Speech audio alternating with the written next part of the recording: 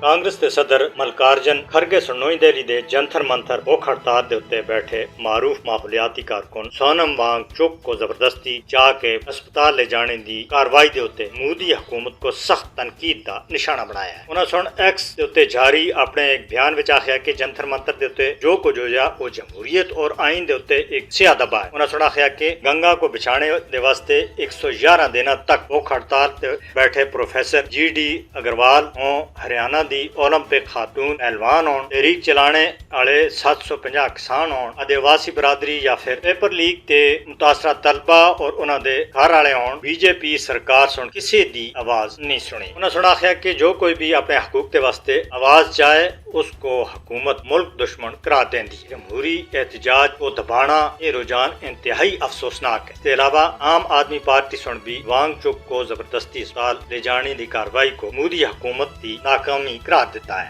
Party के कौमी सदर अरविंद केजरीवाल सुन एक्स के उत्ते लिखा है, इतना गरूर ठीक नहीं है। वांग चुक को जबरदस्ती चाने दे बजाय हुकूमत को इन्हां दे नाल गलबात करनी आसी। आक्रोश तहरीक को दबाने दे बजाय मुल्क का निजाम तहलीम बेहतर करना आसान। वांग चुक दे नाल जबरदस्ती करना दरअसल मोदी हुकूमत की सरासर नाकामी है और इसको कोई भी मुअज़्ज़ज़ माशरा तस्लीम करने दे वास्ते तैयार नहीं है।